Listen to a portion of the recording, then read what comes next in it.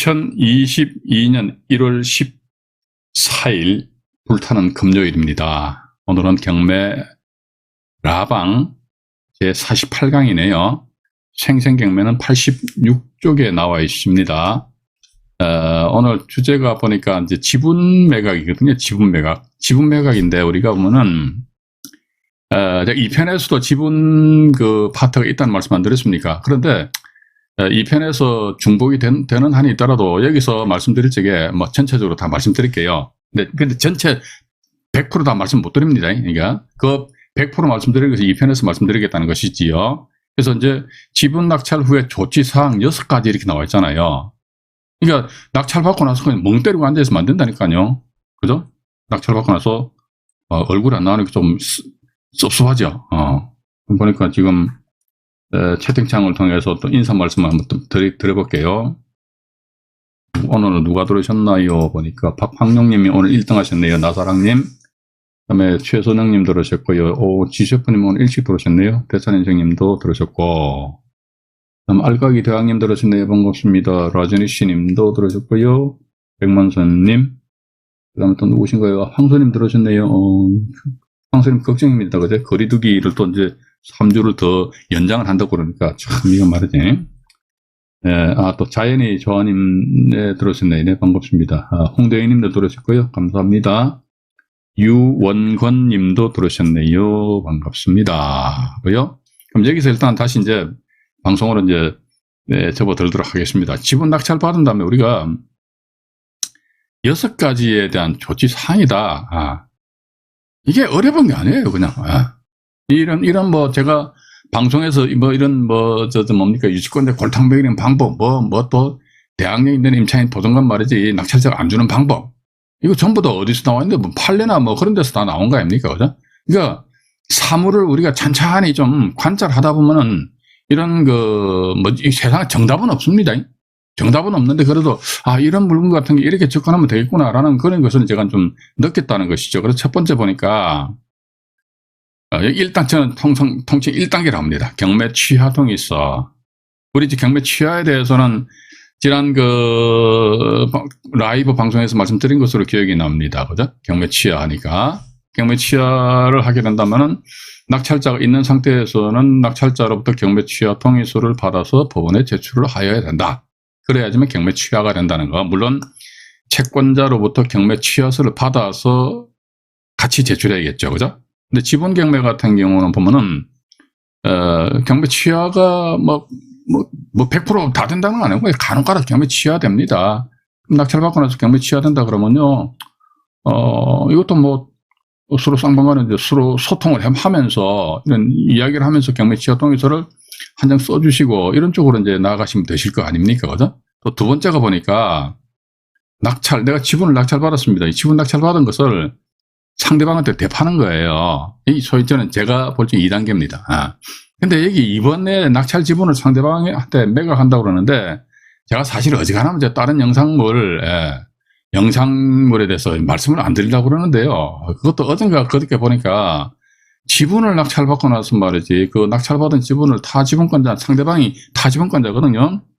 타지분권자한테 매각을 한다고 그러는데 세상에 어떤 미친놈이 말이지, 그 지분을 매입을 하겠나 말이지. 이런 식으로 또 강의하는 분들이 그렇게 막 부정적으로 이야기하면 안 돼요, 가지고. 그래서 이거 지금 제가 사실은 낙찰받은 지분에 대해서 상대방의 다시 대판 경우 있는데요. 이 대판 경우 오늘 지금 제가 한 4가지 사례를 실제 준비를 해놨어요. 준비를 해놨는데 이거 말고도 제 컴퓨터 본체에 보면은 법원 경매와 관련된 이제 지분 경매든 법정 이상권이든 전세권이든 여러 가지 유형 아니십니까? 유치권이든 해가지고 이와 관련된 부동산 등기부등본지 한 300통 이상 제가 저장을 시켜놨습니다. 그 중에서 지분 경매가 한 절반 더 됩니다. 근데 거기서 보니까 지분을 낙찰받아가 상대방한테 대판 사례 아니십니까? 많아요, 많아. 그러니까 제가 볼 땐 그분 같은 경우는 본인은 지분 투자를 안 해봤어. 안 해보니까 자기 생각하는 거지. 맞잖아요. 부부지간에서 각자 남편과 부인이 2분 1씩 지분을 가지고 있는데 남편이 사업이 부도가 나는 바람에 말이야 남편 지분이 경매가 넘어갔단 말이지. 그럼 다른 사람이 덜렁 낙찰 받아가니까 그분 말씀으로는 저 남편 지분 낙찰 받은 사람 얼마나 꼴보기 심장이지. 그런데 그 사람한테 지분을 살 이유가 뭐가 있냐. 이런 식으로 늘 이야기하더란 말이죠. 그래서 참 안타까워요, 봐가지고. 그래서 이제 그런 영상을 보시고 또 고개를 끄덕끄덕 하시면서 지분 투자 안 하셔도 됩니다. 오히려 저는 그런 분, 고개를 끄덕끄덕 하면서 지분 투자를 안 하시는 분들이 많이 나타나시면 좋을 것 같아요. 그러면 그만큼 어떻게 됩니까? 경쟁률이 떨어질 거 아닙니까? 그죠? 예.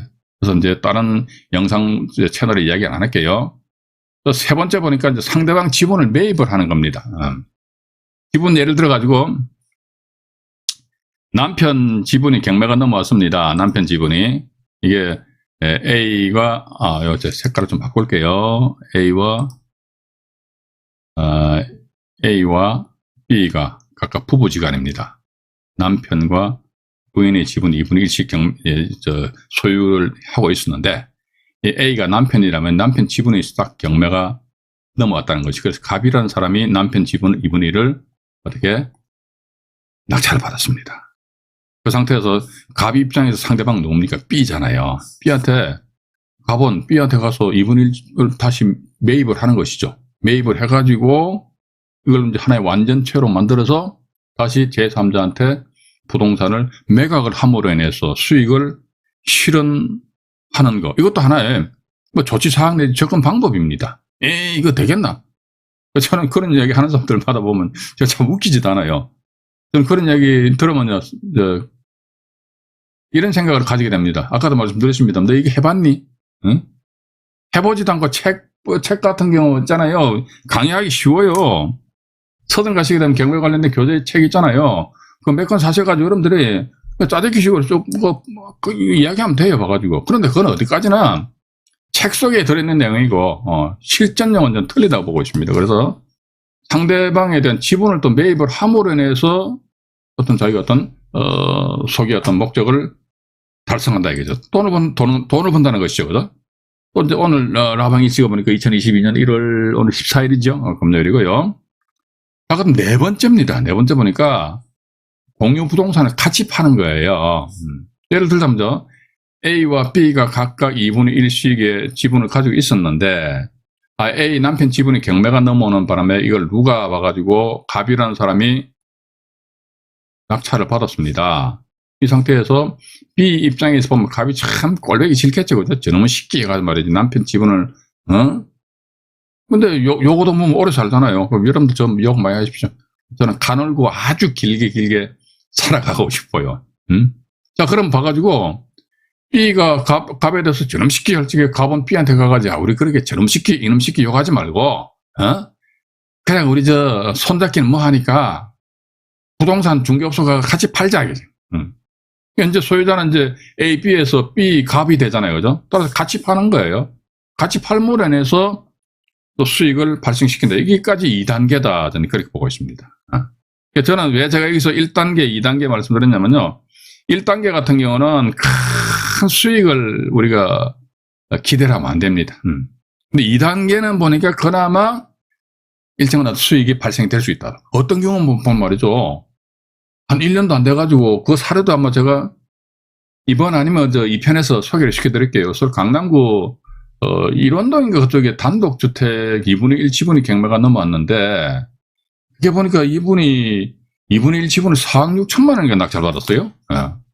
2분의 1 지분을 단 주택인데 주택 2분의 1 지분을 4억 6천만 원에 낙찰받아버렸어요. 그래가지고 이걸 같이 팔았어. 얼마에 팔았는데 12억에 팔아버렸어요. 전체를. 12억에 팔면은 각자 자기 지분 2분의 1이니까 각자 얼마입니까? 6억이 떨어지잖아요. 이거 다 1년도 채 안 됐어요.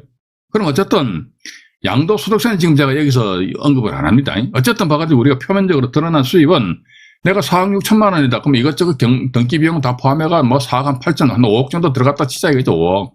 5억 정도 들어가가지고 한 1년 후에 어쨌든 표면적으로 내 주머니에 6억이라는 1억이라는 어떤 시세 차익이 발생된다 이거죠. 이게 과연 우리는 이런 걸 어떻게 이제 이해를 해야 될 것인가, 그죠? 그래서 이제 지분을 모르시는 분들 또는 지분 이게 투자를 안 해보신 분들은요, 책에 나와 있는 몇 글자 그걸 보고 그냥 자기 어떤 생각을 이야기하는데 그건 절대로 저는 그건 아니라고 보고 있습니다. 예. 그래서 이제 이번에 이제 3단계를 딱 넘어갑니다. 3단계 이제 소송입니다. 공유 부동산 전부를 경매 신청한다 그러니까요. 이 경우는 어떤 경우냐 그러니까 역시 마찬가지 지분을 낙찰받습니다. A와 B의 각자 지분이 2분의 1 가지고 있는데 이걸 A 지분을 누가 갑이라는 사람이 낙찰을 받습니다. 그러니까 갑은 말이죠. 이제 B에 대해서 이야기하는 거예요. 내 지분 사가시오. 조금 전에 2단계 말씀드렸잖아요. 그죠? 내 지분 사가시오. 갑이 B한테 이야기합니다. 그러니까 야 싫어. 그러면 또 갑은 또 이야기합니다. 그러면 네 지분 나한테 파시오. 몰라. 그러면 또 우리 같이 팔자. 메롱 이렇게 나온단 말이죠. 말을 추구도 한다는 거야. 그럼 어떻게 됩니까? 이제 2단계에서 3단계로 점프를 하는 수밖에 달리 방법이 없죠. 그죠? 어쨌든 봐가 2단계에서 지분을 사고 지분을 팔고 아니면 같이 팔고 이런 식으로 해서 나름대로 어떤 비교적 짧은 시간 내에 수익을 실현시켜야 되는데 저 지분 낙찰 받은 사람 입장에 봐가지고 이렇게 하자 저렇게 하자 해도 전혀 상대방에서는 미동도 안 하는 거예요. 그럼 어떡합니까? 법대로 하는 수밖에. 그때는 이제 법대로 하는 거예요. 처음부터 법대로 할 필요는 없다 저는 그렇게 봅니다. 그래서 보니까 공유물 공유 부동산입니다. 전부에 대해서 경매를 진행시킨다. 이랬을 때 이제 여기 이제 공유물에 대한 분할 청구 소송을 합니다. 예. 그러니까 갑이 B를 상대로 해가지고 야 그러면 우리 찢어지자. 적과의 동침 관계를 그냥 해소해버리자. 찢어지자. 공유물 분할하자 이거죠. 그래서 공유물 분할 청구 소송에 의해서 법원으로부터 판결문 받게 되면 그 판결문 가지고 공유부동산 전부입니다. 이 전부를 어떻게 경매 붙인다. 여기서 이제 형식적 경매, 또 우리 그렇게 이제 이해를 하시면 되거든요. 이런 방법이 하나 있고 또 다른 방법, 이제 마지막으로 또 보니까요. 이게 소위 이제 6번째입니다. 6단계가 아니고 6번째 단 보니까 상대방 지분을 경매 신청하는 것이죠. 역시 마찬가지 A와 B가 있는데 A 지분을 갑이라는 사람이 낙찰 받았단 말이죠. 낙찰 받았는데 보니까 갑은 B를 상대로 해서 공유물 요거는 공유물에 대한 분할 청구 소송입니다. 근데 요 6번 같은 경우는 뭐다 봐가지고요. 갑은 B에 대해 가지고 이렇게 보시면 됩니다. 예를 들어 아파트인데 아파트에 대해 가지고 그 전에 소유자가 A와 B 이렇게 된 상태에서 A 지분을 갑이라는 사람이 낙찰 받아간 거 아닙니까? 그죠? 자, 그럼에도 불구하고 이 사람들은 말이지 여전히 이 집에서 A, B 둘이서 여전히 살고 있다. 그럼 갑 입장에서는 성질나잖아요. 내가 이 아파트 2분의 1 지분, 예를 들어 2분의 1이라면 2분의 1 지분에 대해서 내가 돈 냈다 이거지. 이거. 대금 납부했다 이거. 그 다음에 내가 등기했다 이거지. 근데 그러면 나한테 뭔가 떨어지는 게 있어야 되는데 당신들 때문에 내가 손해봤다 이거지. 그죠?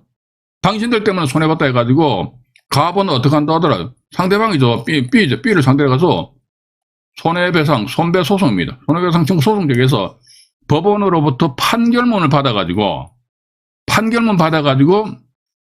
상대방 지분 있잖아요. 이 지분을 이 상대방 지분이죠. 경매 신청하는 거예요. 경매 신청한다. 이랬을 적에 갑 입장에서는 타지분권자거든요. 이때는 갑은 이런 경우는 이게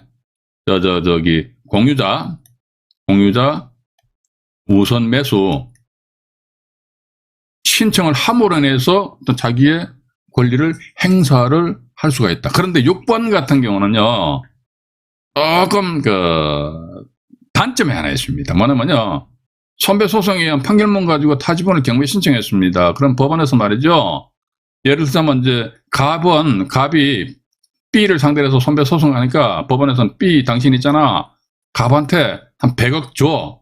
이렇게 하게 되면 괜찮아요. 근데 안 해요, 봐가지고. B 당신은 말이지, 갑한테 있잖아, 한 500만 원 줘, 500만 원. 아니면 한 돈 1000만 원 줘봐봐.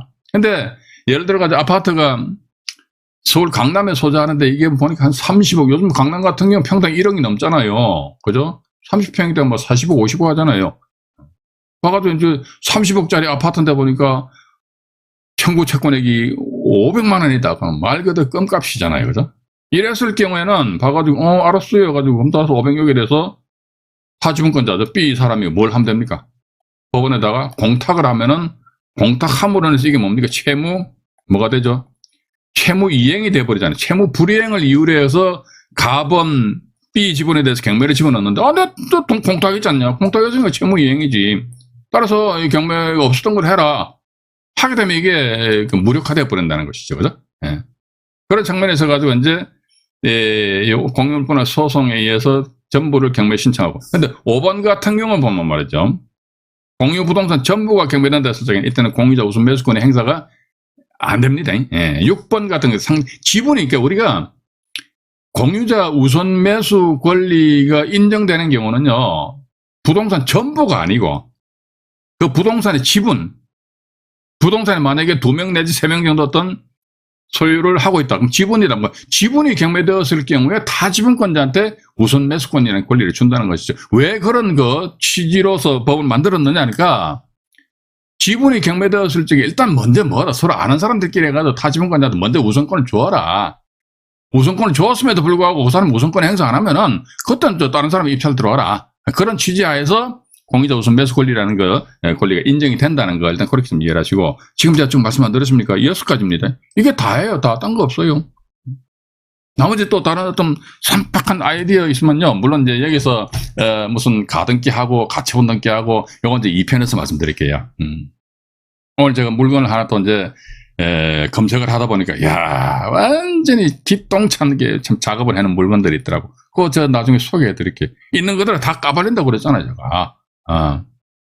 막 제가 말씀드리니까 댓글상으로 해가지고, 안정혜, 니 이제 최고다, 이렇게 막, 칭찬의 댓글이나 좀 많이 달아주시기 바랍니다. 그래서 저 헛된 소리, 저는 언제 이제 개소리라는 게 뭐하니까, 이제 저는 이제 헛소리 안 하겠습니다. 헛소리 안 하고. 그러니까, 이거 또 하나 더 있습니다. 뭐냐면 제가 볼 적에는요, 이것도 그저 다른 영상물에서 말씀드린 것 같은데, 경매, 특히 지분 물건 같은 경우 보면은요, 작업을 할 물건이 있습니다. 작업할 물건이 있고, 작업을 한 물건이 있어요. 요거 1번이라고, 요거 2번이라고 하겠습니다. 1번과 2번과의 차이는 뭐가 있습니까? 요거 작업하는 니언이죠. 작업하는 리얼이잖아요. 작업한 물건은 뭡니까? 과거형이죠. 작업할 물건은 미래형입니다. 예. 근데 우리는 특히 지분 물건 같은 경우 보면, 요것도 제가 보니까 완전히 작업한 물건이에요. 오늘 하나 딱 보이더라고요. 그래서 요거 제가, 정보지에 의해서 등기부등본을 띄워보니까 아니나 다를까, 그 타지분권자가 우선 매수 권리를 행사를 했다더라.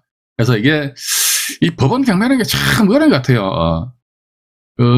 저도 이제 한때는 4학년 때, 5학년 때는 말 그대로 겁 없이 그냥 대시했는데, 시간이 지나면 지날수록 보니까 법원 경매가 어려워요, 어려워.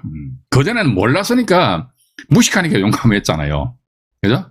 근데 갈수록 조금씩 아니까, 요거 그러니까 너무 또 그걸 알게 되니까 새가슴이 됩니다. 요건 요렇게 하면, 이놈이 이렇게 또 건드리면 어떡하지? 항상 또 이상한 그 상황을 제가 이제 생각을 하고 있으니까. 어쨌든 봐가지고 우리는요, 지분 물건이다 하게 되면은 작업한 물건, 이미 작업한 물건인데 경매 시장 나왔다. 그럼 누가 봤잖아, 뭐 말짱 꽝이지 뭐. 근데 1번 같은 게 작업할 물건이잖아요. 그죠? 내가 작업을 하는 거야. 작업을 한다 그러면은, 작업을 한다 그러면 맨입에 작업하느냐, 맨입에 작업은 안 하잖아요. 그죠? 그래서 일단 작업을 할 물건과 작업을 한 물건인데, 여기서는 오늘 제가 작업을 한 물건에 대해서 먼저 경매 정보에 대해서 말씀드리면서, 경매 라이브 방송 일시는 2022년 1월 14일입니다. 요 다음 페이지부터는 이제 부동산 등기부등본이에요. 요건 제가 나중에 이제 그 경매 정보지를 보면서 여러분들에게 조금 말씀을 드리도록 하겠습니다. 자, 그런 말이죠. 여기서 일단은 작업을 한 물건 해가지고, 요거 제 등기부등본도 제가 준비했기 때문에 보여드릴게요. 인천 2020 타경입니다. 51718. 자, 얼굴을 좀 줄일게요. 여기서는 화면에서 얼굴 줄였습니다. 네, 됐습니다. 그래서 2020 타경 517198 나와 있고요. 인천광역시 서구 성남동에 작년 6월 17일 날 낙찰이 됐습니다. 17일 날 낙찰됐거든요. 여기 보시게 되면 화면을 제가 좀 키워드릴게요. 그래가지고 위에다가 나의 관심 메모 해가지고 이렇게 딱 안 적어놨습니까? 작업한, 작업한 물. 지분 경매거든요. 인천 서구 성남동의 아파트네요. 아파트인데, 이게 어쨌든 지분이, 지분 전용에서 4.25평이 경매가 이제 넘어온 그런 사건입니다. 그래서 밑으로 잠깐 내려가 볼게요. 또 화면을 좀 축소하겠습니다. 여기서 보면요, 이 화면을 잠깐 보시죠. 보시게 되면은, 지분 경매인데, 이게 1차 매각일날 3천만원인데, 3,333만, 3,300원을 쏘셨네요. 장모시라는 분이 단독으로 쏘셨단 말이죠. 그래서 대금 납부를 안 하셨어요. 물론 이제 우리가 이런 걸 보게 되면은, 무모하게 그냥 훅 들어갔다가 또 이렇게 착각할 수도 있겠죠. 매각 대상이 지분인데도 불구하고 지분이 아니고 이 물건 전부가 경매 나온 것인 것처럼 생각하고 마침 본인이 이 사람 말이죠. 이 물건에 대해 잘 알고 있는데 3천만 원이니까 엄청 싸다 해가지고 3,300만 원 이렇게 훅 질러버려 쓸 수도 있을 것 같고 또 아니면 일부러 좀 작업을 하기 위해서 그냥 일단 먼저 훅 질러버릴 수도 있고 그죠? 이런 식으로 대금 납부를 안 하니까, 안 하면 다시 이 가격이 저감시고 그대로 내려오잖아요. 그죠? 그대로 내려옵니다. 근데 2차 매각길날 해가지고 뭐, 인천 같은 경우는 30% 저감이거든요. 2차 매각길날에, 우와, 몇 명이 들어왔습니까? 19명이 들어왔버려요. 19명. 엄청 많이 들어왔습니다. 19명이 들어왔는데요. 3,455만원에, 낙찰이 됐습니다. 근데 여기 신모 씨분이 이 부동산의 타지분권자입니다. 근데 만약에 이 날짜에 아무도 응찰 안 했다 그러면 신모 씨분 같은 경우는 최저 가격이 2,100만 원이잖아요. 그죠? 그럼 2,100만 원에 본인이 취득하면 되는데, 우와, 3,455만 원에 취득하시다 이거죠. 이건 뭐냐, 그러니까 19명 중에서 1등으로 가격 제시한 사람이 3,455만 원을 썼다. 이 상태에서 집행관이 물어봅니다. 타지분권자 신모 씨 나오셨나요? 네. 누가 3,455만 원에 최고가 매수 신고했는데 이 금액으로 우선 매수 할게요, 안 할게요? 그러면 이분 같은 게 이제 똥 씌운 표정을 해서 할게요 하겠죠. 그죠? 저 인간 때문에 어떻게 보면 한 1,300만 원 정도 더 쏘는 거 아닙니까? 그죠? 그래서 어떻게 보면 이제 이렇게 먼저 1차 매각길래 훅 들어가서 받고 나서 대금 납부 안 했다. 물론 이분 같은 경우 보니까 3천만 원에 10%인 얼마입니까? 300만 원이죠. 입찰 보증금 몰수당하겠죠. 300만 원 몰수당하는데, 그런데 어떤 면에서 보면 일부러 의도적으로, 사실은 제가 과거 다음 카페에서 저희 카페 회원분들과 같이 투자를 할 적에는 이런 식으로 1차 매각길래 훅 들어가는 사례가 제법 있었어요. 1차 매각길래 훅 들어가고 나서 왜 그러냐니까 이거 제가 한번 말씀드려 볼게요. 여기 보시게 되면요. 물론 이 건 같은 경우는 너무 이제 이 아파트가 인기가 좋아서 그러는지 모르겠는데, 지분권자가 많으면은 이게 의도적으로 이게 이 부동산 그 최저 매각금의 가격을 낮출 수가 있습니다. 어떻게 하느냐, 이렇게 칠판에서 잠깐만요. 칠판을 제가 세팅을 해놨는데 또 시퍼렇게 나와버리네요. 봐가지고 조금만 기다려 보십시오. 네, 참. 요즘 제 컴퓨터 맛이 간 것 같아요. 다시 완전 나왔네. 네, 참. 대단히 죄송합니다. 이게 어떤 식으로 이제 하느냐니까, 예를 들자면요, 상속 부동산 같은 경우는 이런 식으로 작업을 할 수가 있다, 저는 그렇게 보고 있습니다. 물론 이렇게 작업한다고 그러니까 이런 물건 같은 경우 여러 수천만 원 번도, 그건 기대하면 안 됩니다. 그건 아니고요. 봐서 그냥 막걸리 값 정도는 예상할 수 있지 않겠느냐. 막걸리 값이 얼마냐. 그리고 또 질문하시면 저는 요즘 술을 안 먹어가지고요. 막걸리 값이 얼마인지 모릅니다. 모르는데, 막걸리 값도 보니까 슈퍼에서 파는 거 1,000원짜리도 있는 반면에, 전통주 같은 경우는 2만원짜리, 3만원짜리도 있습니다. 완전히 편차가 상당히 심하더라고. 근데 이 건 같은 거 보니까 특히 상속 부동산 있잖아요. 상속 부동산 같은 경우에 있어가지고, 이게 보니까 또 이제 작업하는, 그 전에 저 다음 카페에서는 그렇게 했다니까요. 상속에 의해서 소유권이 넘어왔다 하더라고요. 그러면요, 예를 들어 아버님 집이었는데 아버님 돌아가신 분에 가지고 자제분들, 등기를 했다. 근데 자제분들 보니까 만약에 5명이다. 이렇게 나와있잖아요. 그죠? 그럼 좋습니다. 1차 매각길날 해가지고 만약에 최저가격이 한 5천만 원 정도 된다 이거죠. 근데 이거 누가 훅 들어가서 낙찰을 받아버립니다. 낙찰받고 나서 이분들 입장에서 보면은 1차 매각기일 날 설마 누가 입찰 들어오겠느냐, 라는 그런 방심을 하는 와중에 누가 예를 들자 뭐 갑이라는 사람 훅 들어와서 낙찰을 받고 나서 그 다음에 이것도 어떻게 보면 좀 위험한 그런 부분도 없잖아요. 이게 상대적이니까. 1차 기일 날 5천만 원인데 뭐 5,100만 원을 훅 낙찰받고 나서 이 사람들 찾아갔어요. 가가지고 이야기하는 겁니다. 뭐냐면 이 공유자들은요. 이게 상속인들이 5명이다 그러면요. 이 사람들은 전부 다 각자 공유자 우선 매수 권리를 가지고 있지 않습니까? 1회 한 해가지고. 그런데 5명인데 그 중에서 한 명, 그 경매, 지분이 경매 나왔으니까 이분은 빼고 4명입니다. 4명이면 결국 뭐다? 이 부동산 관련해가지고 공유자 우선 매수권을 4번을 행사할 수 있다는 것이죠. 이 날짜 낙찰받고 나서 대금 납부 안 해요. 그럼 다시 1차 기일 잡히죠. 그죠? 1차 기일 잡히면 여기서 A, B, C, D 잡자 이거지. 이 상태에서 1차 매각 기일 전에 A가 공유자 우선 매수 신고해요. 이 날짜 5천만 원인데. 근데 봐가지고 이 날짜 아무도 엉찰 안 하네. 그럼 이 사람 포기하는 거지 뭐. 그건 또 2차 기일이 잡힐 거 아닙니까? 그죠? 만약에 1회에 따른 저감률이 20%다 하면 5% 4천만 원이죠. 그죠? 4천만 원. 이번에 뭐 B라는 사람이 또 공유자 우선 매수 신고합니다. 이때 보니까 또 누가 안 들어왔네. 그럼 또, 입찰 안 들어가요. 그럼 3차 기일날 해가지고, 어떻게 한다더라. 4,8에 3,200만 원 되잖아요. 그죠? C라는 사람이 이때가 또 공유자 우선 매수 신고서를 제출한 것이죠. 한 상태에서 법정은 반드시 가봐야 됩니다. C라는 사람. 그것도 뭐, 이 날짜 최저 가격이 3,200만 원이라 그러면, 이 금액의 10%에 해당되는 320만 원 딱 지참해서 가셔야 된다는 것이지요. 가보니까, 우와! 봐가지고, 어디라는 사람 입찰 들어왔다. 그땐 C, 저요. 이런 식으로, 어떤 공유자 우선 매수 권리를 행사를 해야 된다는 것이죠. 그럼 어쨌든 인위적으로나마 5천만 원짜리 3,200만 원까지 가격을 떨어뜨릴 수가 있는 그런 부분에 있어가지고 가본 낙찰 받아가지고 상속인들한테 가서 이야기를 함으로 인해서 이 사람들 움직이면 괜찮은데, 근데 만약에 말이죠. 움직이지 않는다면 그때부터 이게 이 갑 입장에서 낭패를 본다. 저는 그렇게 봅니다. 또 개중에서 보니까 부동산 등기부 등본상에 보면은 상속인이 5명이 되는데 개중에서 말이죠. 한 사람 내지 2사람이 이미 이 세상 사람이 아닙니다. 등기부 등본상에 살아 계시는데 말이죠. 가가지고 이야기해보니까 우리 형제들 2사람 죽었는데 뭐. 그럼 봐가지고 나머지 5명 중에서 2명은 돌아가셨으니까 그죠?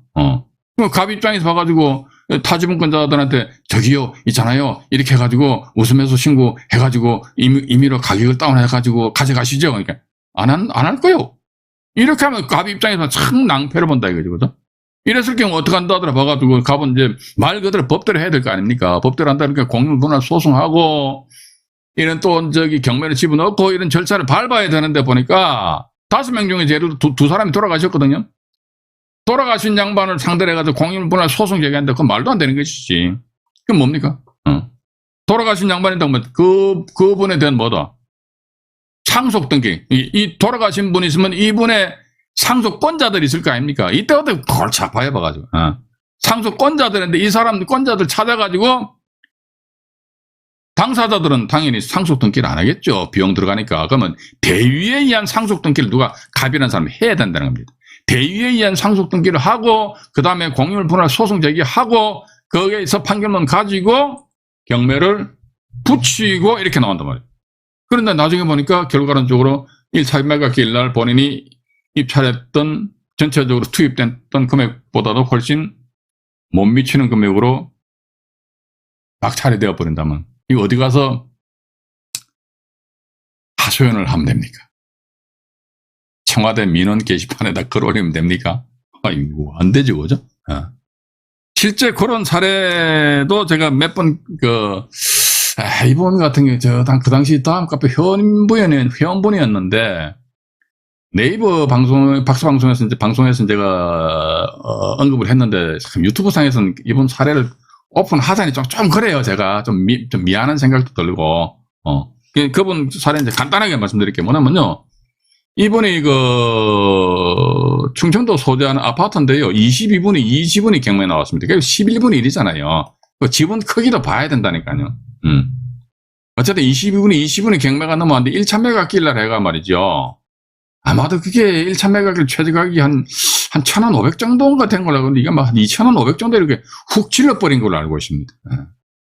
그러고 나서 상속권자들 찾아가보니까 그 중에서 한 분이 돌아가셨어요. 어이구야, 해가지고 돌아가셔가지고 이제 상속등기 하죠. 안 하니까 어떡합니까? 이분이 이제 대위에 의한 상속등기라고, 그 다음에 이 소송에 의해서 부동산 전부를 경매를 붙여버렸습니다. 경매 붙였는데 결과는 저 보니까 자기한테 돌아온 금액이 한 돈 1,000만 원밖에 안 되더라. 그럼 말 그대로 북치고 장구치고 깽가리치고 생쇼로 다 했잖아요. 지분경매 투자를 통해서 나름대로 어떤 수익을 한번 실현시켜 보려고. 그러니까 자기는 어떤 법무 경험은 많이 하는 거야. 우리가 그런 경험할 필요 없습니다. 예? 대위에 의한 상속등기한테 그 개인이 할 수 있겠습니까? 못 하잖아요. 그럼 어떻게 됩니까? 법무사 찾아가야지. 법무사 찾아가면 또 그 사람들 공짜로 해줍니까? 또 돈 들어가잖아요. 대위에 의한 상속등기 했죠. 그 다음에 공유물분할 소송하니까 소장 같은 경우는 인터넷 여기저기 떠돌아다니는 소장 양식 있으면 그거 대충 써가지고 전자소송하면 돼요. 나오라 소송. 하고 또 경매 신청도 보면은 경매 신청 그 관련해가지고 저 신청서 작성해서 법원에 제출하면 될 거 아닙니까? 서류가 좀 미비했다 뭐 담당 경매 계장한테 막 깨지면서 말이지. 근데 문제는 뭐냐면 봐가지고 예를 들면 자기가 전체적으로 2,500만 원 낙찰 받았으니까 아마 제가 볼 때는 한 3,000만 원 정도 들어갔을 것 같아요. 왜냐면요. 지분 낙찰 받고 나서 대체적으로 한 5개, 4가지, 5개 정도 추가적으로 비용이 들어갑니다. 왜냐면 지분 낙찰 받았습니다. 그럼 첫 번째 뭐죠? 자기 앞으로 소유권이 느껴야 되죠. 두 번째 뭡니까? 봐가지고. 이번 같은 경우는 대위에 의한 상속 등기였습니다. 세 번째 뭡니까? 공유물 분할 소송 제기였습니다. 소송 비용 들어가죠. 네 번째 뭡니까? 경매 신청했죠. 그죠? 그럼 최소한도 4번의 어떤 비용이 발생이 된다 이거죠. 4번, 5번 또 여기다 보면 뭐 가등기를 하고요. 또 가처분 등기 이렇게 하게 되면 5번, 6번 돼버린다고. 이런 식으로 해서 추가적으로 발생되는 비용을 감안하면 한 3,000만 원 정도, 제가 볼 때 아주 미니멈 아주 짜게 하더라도 3,000만 원 들어갔을 건데 3,000만 원 배팅 해가지고 한 2년 정도 걸렸어요. 2년 후에 보니까 한 돈 1,000만 원 돌아버렸어. 완장해버리지 뭐. 3,000만 원 투자가 말이 2년 있다가 2,000만 원 마이너스 하고 돈 1,000만 원이 내 주머니에 들어왔다고 하면, 그러면 여러분들 어떻게 생각하시면 되겠습니까? 뭐 똥 밟으면 치면 되지 뭐. 그러니까 잘 알고 하셔야 된다니까. 잘 알고. 그죠?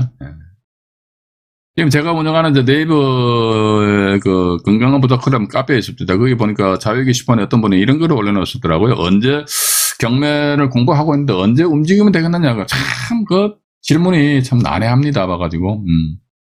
제가 그 댓글 달라고 그러다 댓글 안 달았는데 봐가지고 가능하면 뭐다 이게 모든 어떤 상황이 발생될 걸 예상을 할 능력이 될 그때까지는 꾸준히 공부하시라. 또 요즘 같은 경우 또 부동산 그 시장도 별로 분위기도 안 좋잖아요, 그죠? 그렇게 하셔야 되는 것이지 그냥 뭐 일 단면만 바라보고 말 그대로 장님 코끼리 만지기식입니다. 배를 만지니까 코끼리 배를 만지니까 코끼리는 어떻게 생겼노? 큰 벽같이 생겼네. 또 장님 한 사람 또 뭡니까? 코끼리 귀를 만지니까 코끼리가 어떻게 생겼노? 와, 큰 선풍기가 왔네. 이런 식으로 다리 만지니까 엄청 큰 기둥이다. 이런 마인드를 이런 쪽으로 해가지고 경매 물건에 접근했다가는요, 제가 볼 때 100전 100패입니다. 그죠? 물론 저도 그렇게 많이 알고 있지는 않습니다만, 저 같은 사람하고 친구로 잘 아는 사이라면은 입찰 들어가시기 전에 저랑 같은 소위 토킹 어바웃 해가지고 하면 이건 조심하시오. 이런 식으로 해서 하면 괜찮은데, 그렇지 않고 그냥 수박 거달기식으로 대충 해가지고 특히 지분경매 잘 하셔야 됩니다. 지분경매 투자 잘 하셔야 돼요. 또 나아가서 지분경매 해가지고 특히 저 같은 경우는 좀 토지 같은 경우 토지 지분은 이제 별로 재미가 없어요. 저는 그거 안 합니다. 옛날에도 안 했어요. 그래서 일단 가능하면은 빠른 시간 내에 2단계에서 수익이 실현되는 그런 유형의 물건 해가지고 자금력이 좀 있으면은, 옛날에 아파트를 좀 했어요. 그런데 자금력이 좀 딸린다 그러면은 수도권에 인천지방법원하고 부천지원관내 빌라 많잖아요. 그런 거 봐가지고 이제 막걸리 먹고 싶으면은 그러니까 막걸리 값 버는 정도 해가지고 작업할 물건 골라가지고 한마디 깔짝깔짝 들어가고 옛날에 그랬던 적이 있었습니다. 일단 그것도 이해하시고요. 자, 그럼 말이죠. 이제 우리 여기서 1편 방송을 1부 방송 마치고요. 2부 방송에서는 현재 경매 취하 통해서라든지 각종 어떤 그런 유형에 대해 가지고요. 제가 화면을 정리를 한 상태에서 말씀을 드려보도록 하겠습니다. 이상 1부 방송을 마치도록 하겠습니다.